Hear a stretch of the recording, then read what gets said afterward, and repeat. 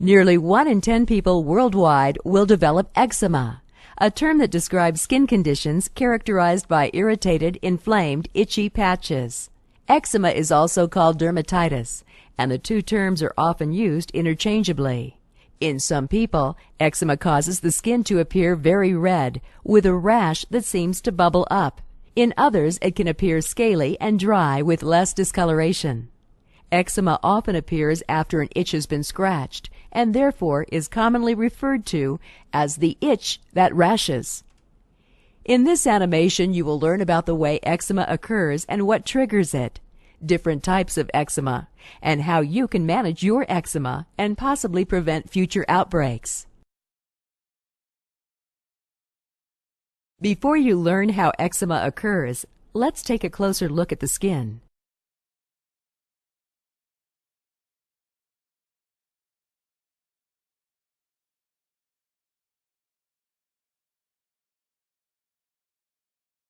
The skin is composed of two layers, the epidermis and the dermis. The epidermis is the outer layer that acts as the body's primary defense against the environment. The dermis, or innermost layer, is responsible for providing structure and support to the skin. Eczema arises when the body's immune system is triggered into an abnormal, overactive, inflammatory response that involves both the epidermis and the dermis. The inflammation that results from eczema irritates patches of skin, causing them to itch. Regions of elevated fluid-filled bumps may also develop. With continued scratching, these bumps may burst and exude pus and become crusty, or the skin may become dry and cracked. Although eczema is not commonly associated with life-threatening risks, if scratching causes any openings through the skin that penetrate into the dermis, the skin may become infected. Eczema occurs at any age and tends to arise in certain body areas more than others, depending on age. For example, in infants, eczema typically appears on the forehead, cheeks, forearms, legs, scalp, and neck. In contrast, children and adults most commonly experience patches of eczema on the face, neck, upper chest, elbow creases, wrists, hands, fingers, back of the knees, ankles, and feet. However, it is important to realize that eczema can occur on any part of the body at any age. Depending on the cause and type of eczema, it can spread over large areas of the body, or it may be confined to a specific region, as in cases where the eczema is triggered by contact with a particular substance. Although dermatologists do not fully understand the exact cause of all eczema, they have identified a variety of potential sources. Some people may have a genetic predisposition, because eczema tends to be more common in people whose family members have allergies, asthma, or eczema. In others, eczema may result from a variety of factors known to trigger eczema flare-ups, which include the following categories and the examples shown on your screen. The most common type of eczema is known as atopic eczema. 10 to 20% of infants in the United States are affected by atopic dermatitis. Although atopic dermatitis usually occurs before the age of 5, it can appear for the first time or reappear periodically at any age.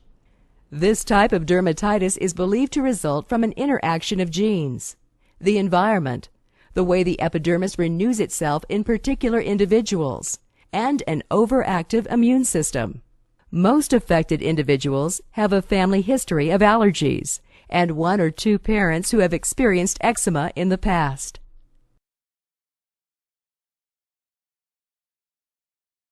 Contact dermatitis occurs when a substance that causes an inflammatory response touches the skin. There are 2 primary forms of contact dermatitis, known as irritant contact dermatitis and allergic contact dermatitis. Substances that irritate the skin, such as a chemical or a particular type of soap, cause irritant contact dermatitis.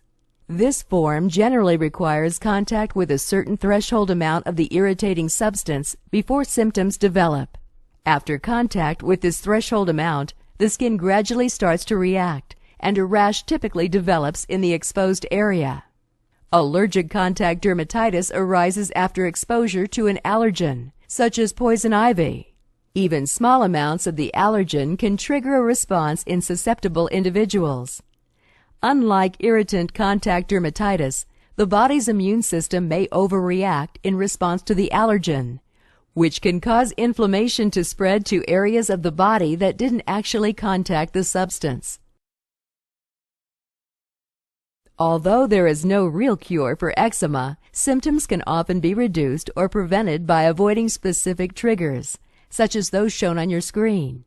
The most effective measure you can take to clear an eczema flare-up is to avoid the urge to scratch the affected area, as this may worsen outbreaks. To avoid further irritation, keep your fingernails short and smooth. Bathing in lukewarm water, using special cleansers, and applying moisturizers directly after bathing are also often effective in clearing symptoms.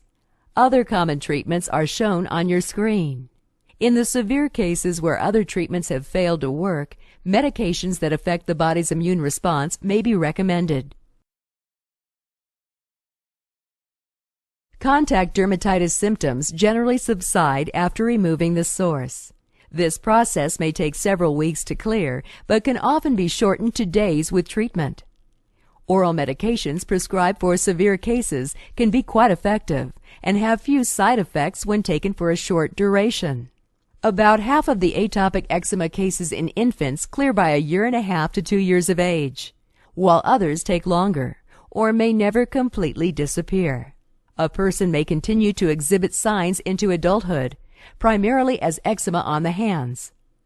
When treated, atopic eczema can be stubborn and is prone to recurring outbreaks.